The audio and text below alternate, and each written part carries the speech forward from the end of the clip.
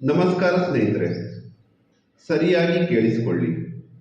ಒಬ್ಬ ವ್ಯಕ್ತಿ ತಾನು ಅಪರಾಧಿ ಅಂತ ಹೇಳಿಕೊಂಡು ಕೋರ್ಟಿಗೆ ಶರಣಾದರೂ ಅಥವಾ ಪೊಲೀಸರು ಒಬ್ಬ ವ್ಯಕ್ತಿಯನ್ನು ಹಿಡಿದು ಅಪರಾಧಿ ಎಂದು ಹೇಳಿ ಕೋರ್ಟಿಗೆ ಒಪ್ಪಿಸಿದರೂ ಕೂಡ ಕಾನೂನು ವ್ಯವಸ್ಥೆ, ನ್ಯಾಯ ವ್ಯವಸ್ಥೆ ಅವನಿಗೆ ಶಿಕ್ಷೆ ಕೊಡುವುದು ಅಥವಾ ಅವನ ಮಾತನ್ನು ಸರಿಯಾಗಿ ಕೇಳಿಕೊಂಡು ಅವನಿಗೆ ಅಪರಾಧಿ ಸ್ಥಾನದಲ್ಲಿ ನಿಲ್ಲಿಸುವುದು ಕೇವಲ ಸಾಕ್ಷ್ಯಾಧಾರಗಳ ಮೇಲೆ.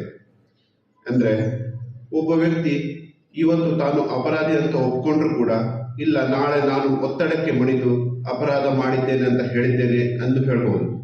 ಹಾಗಾಗಿ ಕೋರ್ಟ್ ಕೇವಲ ಸಾಕ್ಷ್ಯಾಧಾರದ ಮೇಲೆ ಅವನಿಗೆ ಶಿಕ್ಷೆ ಕೊಡುತ್ತೆ ಅಥವಾ ಅವನ ಮಾತಿನ ಮೇಲೆ, ಸಿಕ್ಕಿದ ಮಾಹಿತಿಯ ಮೇಲೆ ಅದಕ್ಕೆ ಕಾರಣರಾದವರಿಗೆ ಶಿಕ್ಷೆ ಕೊಡುತ್ತೆ.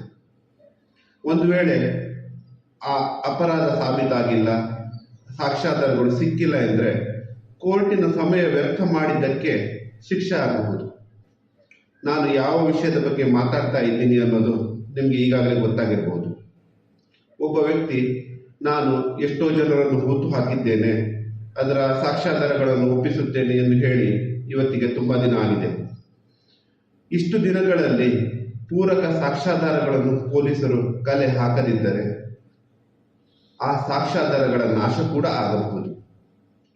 ಒಮ್ಮೆ ಆ ಸಾಕ್ಷ್ಯಾಧಾರಗಳ ನಾಶ ಆದರೆ ಆ ವ್ಯಕ್ತಿಯ ಮಾತಿಗೆ ಬೆಲೆ ಇರುವುದಿಲ್ಲ.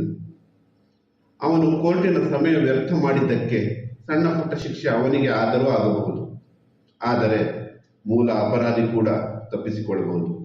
ಅಥವಾ ಇದೆಲ್ಲದಕ್ಕಿಂತ ಮುಖ್ಯವಾಗಿ ಆ ವ್ಯಕ್ತಿನೇ ಸುಳ್ಳು ಕೂಡ ಹೇಳ್ತಿರ್ಬೋದು ಅಲ್ವಾ?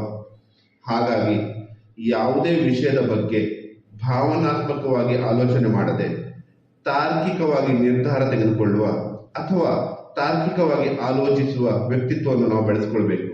ಏಕೆಂದ್ರೆ ಭಾವನಾತ್ಮಕವಾಗಿ ನಾವು ಮೂರ್ಖರಾಗ್ತಾ ಹೋದಂತೆ ನಮ್ಮನ್ನು ಇನ್ನೂ ಜಾಸ್ತಿ ಮೂರ್ಖರನ್ನಾಗಿಸುವವರು ಹುಟ್ಟಿಕೊಳ್ತಾರೆ. ಇದು ನಾನು ಯಾವ ವಿಷಯದ ಬಗ್ಗೆ ಮಾತಾಡ್ತಾ ಇದ್ದೀನಿ ಅನ್ನೋದು ನಿಮಗೆ ಅರ್ಥ ಆಗಿರ್ಬೋದು. ಇನ್ನು ನಿರ್ಧಾರ ನಿಮಗೆ ಬಿಟ್ಟದ್ದು.